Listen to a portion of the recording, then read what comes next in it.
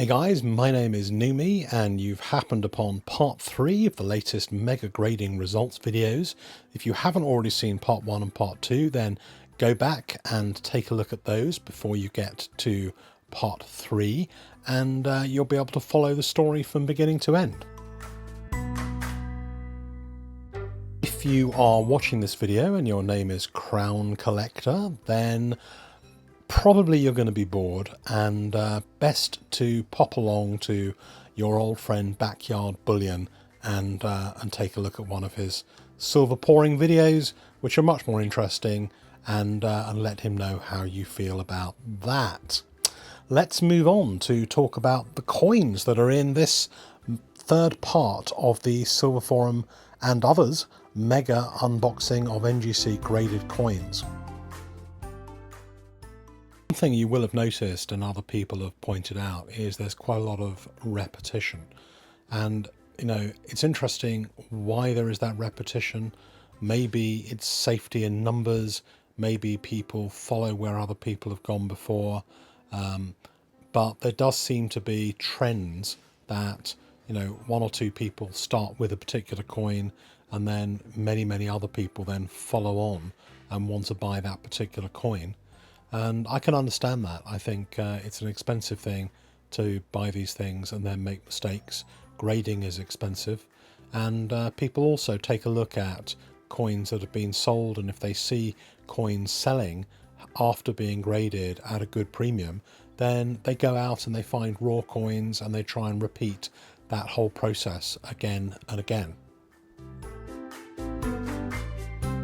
What trends am I personally seeing when it comes to coins sent in for grading?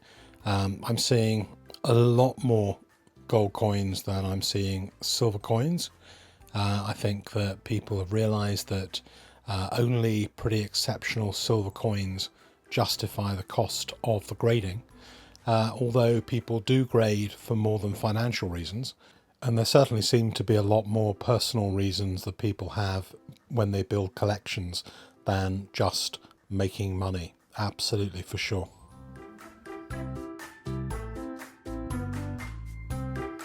So what are the other trends that I'm seeing? I think a lot of the gold coin trends are a division between brand new issues where people see something at the mint, usually the Royal Mint, but some other mints as well, they want to buy, and they pay a premium and they go ahead and buy it, and they just enjoy collecting and seeing if they can get a grade 70 for those particular coins. Then the other half is really people picking up older coins at auctions, whether those are physical auctions or eBay or forums or Facebook. People are picking up raw coins that they think are in pretty good condition, usually modern-ish coins, although there's been quite a few older coins as well that have been picked up and graded. Some nice older sovereigns have been graded by Silver Forum members, but they're mostly limited edition, semi-numismatic coins that they think will sell for a higher price when graded than when raw. That may or may not be the case. Sometimes they're right, sometimes they're wrong. Grading does not by any means guarantee a higher price. However, where you get a coin that is in demand and where few have been sent for grading, and where the grade is particularly high, unlike this one that is on the screen right now, which is a little bit of an impaired proof that got a PF61. Still a nice coin, but it's got a few tiny little handling marks and scratches on it that even conservation couldn't actually get rid of. So they normally try and pick really good coins and get a 69 or a 70. And I have seen British coins of a 70 grade following the American trend and getting very good prices, both at eBay auctions and also on forum sales on the Silver Forum to other forum members. And I've seen people particularly start to collect those graded coins. Rightly or wrongly, I know a number of people have particular arguments for and against grading and the stupidity or otherwise of going after exceptionally graded coins. And, you know, it is a bit of a game, and grading companies like NGC are not in any way infallible, and just because they say a coin is a 69 doesn't mean that there is any real difference between a 69 and a 70. But still, that said, people do seem to enjoy the pursuit of trying to get the highest possible number on this graded coin, no matter whether it means anything or whether it doesn't. They feel they can then say, well, mine is better than yours. And that's been, something people have been interested in doing for donkey's years. So you can certainly understand the psychology of why it's something people might like to do. So sorry guys about getting distracted from the actual coins that we're seeing. Let's probably go back to the coins and take a look at what's coming in just for the last few minutes of this video. So 2013 PF70. Interesting that the 2017 one got a 69 and the older 2013 one got a 70. This one is adding to the population of 2002 70s. There's quite a few of them now, but these are coins that get a very, very good premium uplift. They're probably around £500 to buy raw. A 70 might get, you guys told me maybe £700 is about the going rate for a 70 on these. The one sovereign, a 69, is a really good result on one of these. A lot of them get much less than 69, so 69 is very good. 70 in this coin is absolutely exceptional. I think I've had one, maybe two 70s in all the coins that I've graded so far. 70s, very high demand. Even the Tyrant collection doesn't have a 70 in his collection. So maybe he does now, but he didn't a few months ago when I was seeing those exhibitions of all his British coins. So great result on that one. That's certainly a coin that should be in any sovereign collection. Any modern sovereign collection should try and have one of these coins. And if you can't afford a one sovereign one, then maybe a two sovereign with twice as much gold can even be a little bit cheaper. This one is another great result. I love to see 70s. I know it's infantile, isn't it, really? 69 or 70, it shouldn't really matter that much. But it is cool to see a 70.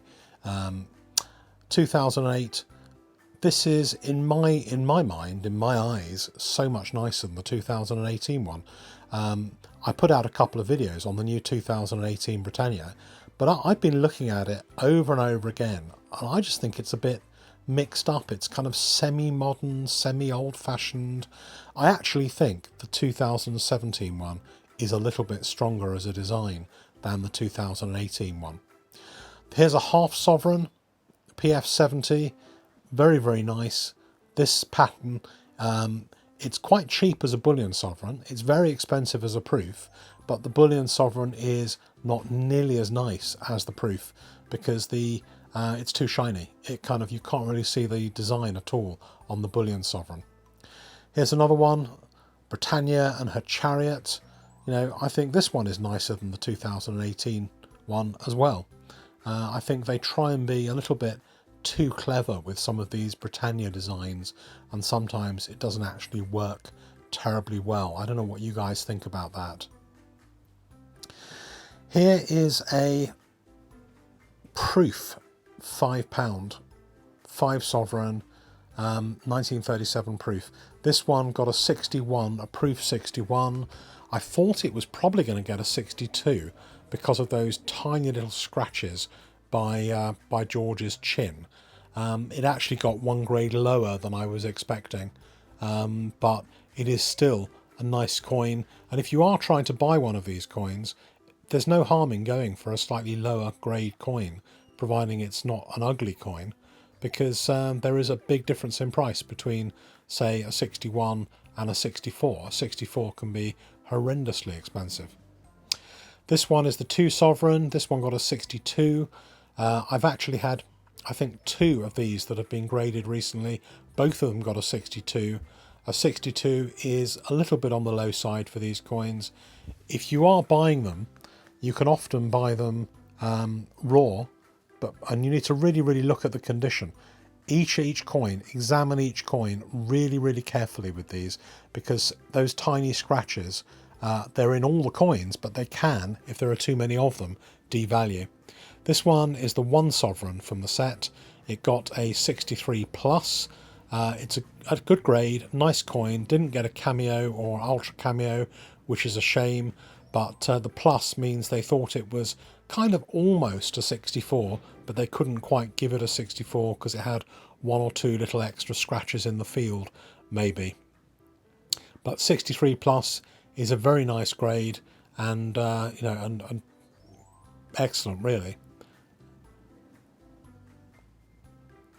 Here's another one.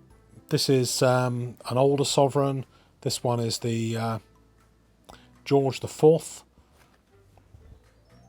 It got a 55. You can see elements of wear on the hair. There's quite a bit of wear on it, so it couldn't have got a kind of 58 or a 61. The reverse is a little bit nicer, I think, than the obverse. Very nice shield pattern, though.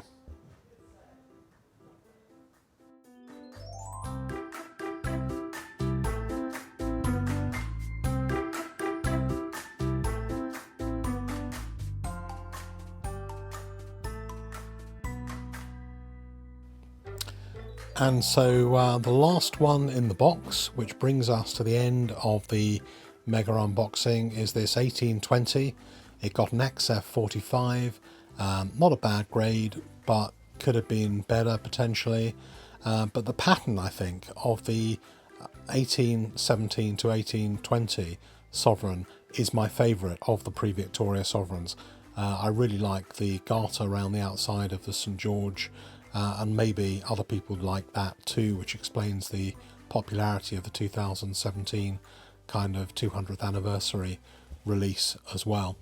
So I hope you enjoyed this three-part mega unboxing of the grading results from the Silver Forum and others, and hopefully there'll be one along in about 3 weeks' time, I would have thought, when the coins come back from Heritage.